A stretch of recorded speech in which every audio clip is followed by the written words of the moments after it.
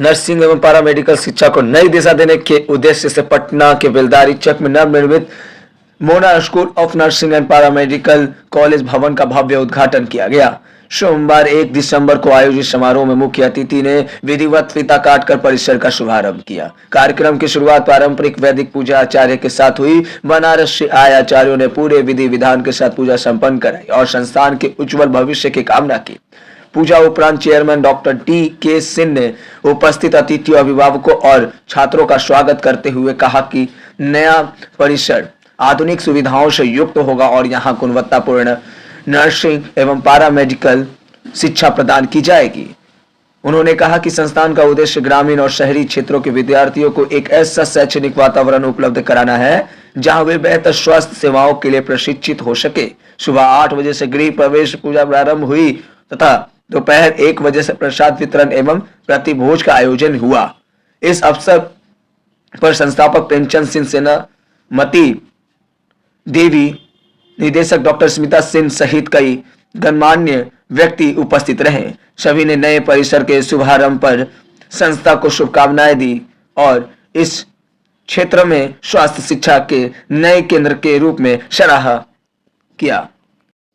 मैं Verma foundation group of institution के अध्यक्ष doctor DK Singh.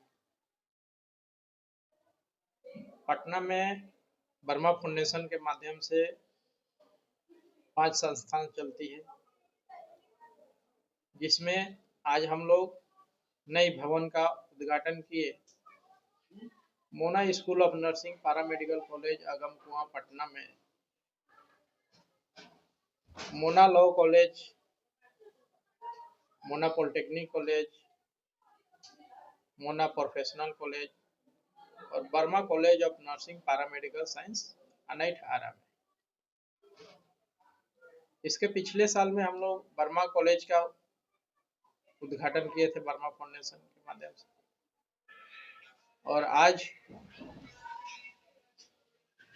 Verma foundation के माध्यम से मोना कॉलेज का आज नई भवन का उद्घाटन हुआ।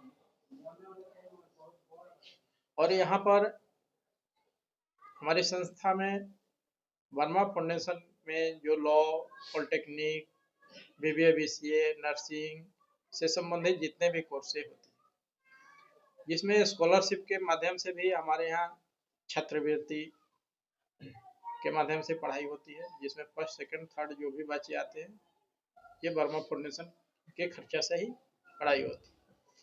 वैसे मेधावी छात्र जो पढ़ने में असमर्थ है, उनको भी पॉलिटेक्निक हो गया, बीबीए, बीसीए हो गया, लॉ हो गया, इस तरह के जो भी कोर्सेस है, स्टूडेंट क्रेडिट कार्ड के माध्यम से निःशुल्क छात्रों को एजुकेशन हमारी संस्था देती है और आगे भी देती रहेगी। इस तरह की सुदूर इलाके से आने वाले स्टूडेंट के लिए सर क्या कुछ फैसिलिटी है?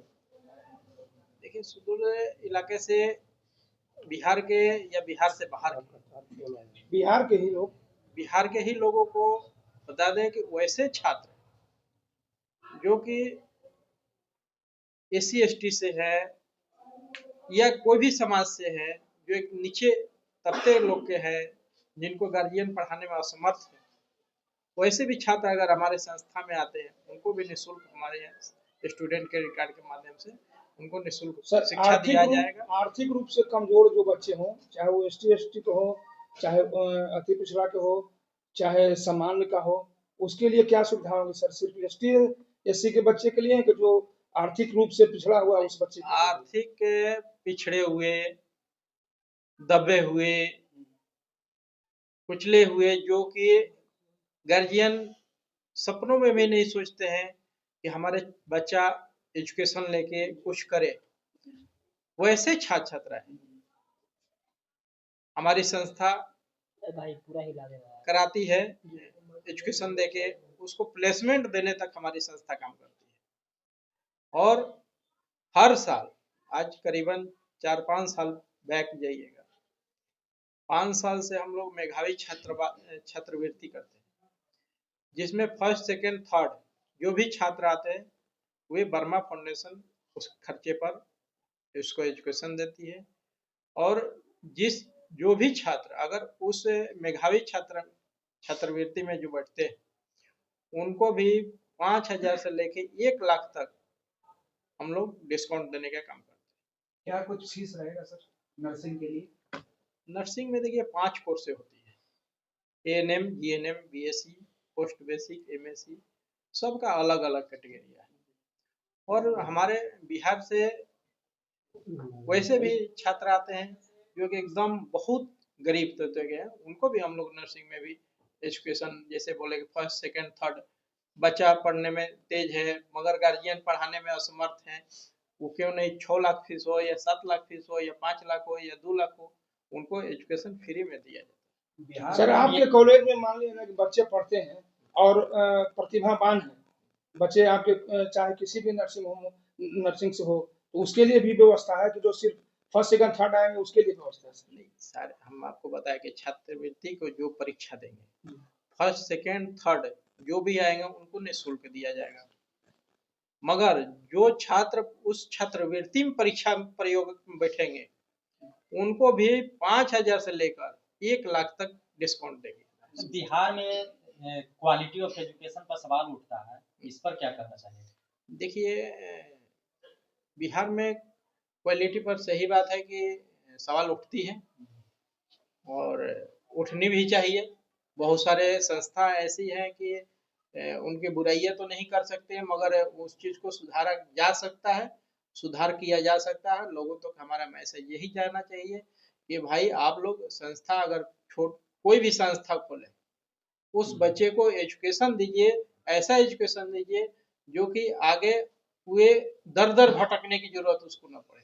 फैकल्टी क्या मतलब क्या लेवल? फैकल्टी तो हमारे यहाँ बिहार से बाहर के भी हैं, बिहार के भी हैं, जिस तरह की फैकल्टी चाहिए, प्रोफेसर, डॉक्टर, हर तरह के फैकल्टी हमारे यहाँ उपलब्ध है। और हर साल हम लोग प्लेसमेंट कराते हैं। सरकार तो अभी जीएनएम का, एएनएम का ये सब तो बहालियां कर रही है, नहीं भी करने के बावजूद भी हमारी संस्था जो है उसको प्लेसमेंट देती है। पॉलिटेक्निक बीटेक का भी ब्रांच? पॉलिटेक्निक का, पॉलिटेक्निक, हाँ, सिविल इंजीनियरिंग, इलेक्ट्रिकल भी है, मैकेनिकल भी है, कंप्यूटर साइंस है। 5 डिवीजन में जो भी छात्र अगर आपके न्यूज चैनल के माध्यम से आते हैं उनको स्टूडेंट क्रेडिट के माध्यम से उनको फ्री एजुकेशन देने का हमारी संस्था है। इस खुशी के माहौल में हम लोग बर्मा नर्सिंग ट्रेनिंग सेंटर का आज ओपनिंग हुआ। हम लोग आरा से 5 ब्राह्मण इकट्ठा होकर और इस शुभ मुहूर्त को हम लोग संपन्न किए और ये इनके हमारे डायरेक्टर साहब का सराहनीय कार्य है। इस सुदूर ग्रामीण क्षेत्र में ये विद्या का अलख जमाना और उसमें भी टेक्निकली जो हम लोग को ये शिक्षा दे रहे हैं जिससे लड़के और लड़कियों के भविष्य में किसी भी तरह का जॉब पाने में दिक्कत नहीं होगी। और इस तरह से मैं उनको शुभकामना देता हूं कि ऐसे ऐसे विद्वता का कार्य और शिक्षा के क्षेत्र में अग्रसर रहें और अग्रसर रहने से तमाम बिहार वासियों को कल्याण होगा, साथ ही उनका प्रशंसनीय कार्य के लिए सब जगह से धन्यवाद होगा। धन्यवाद।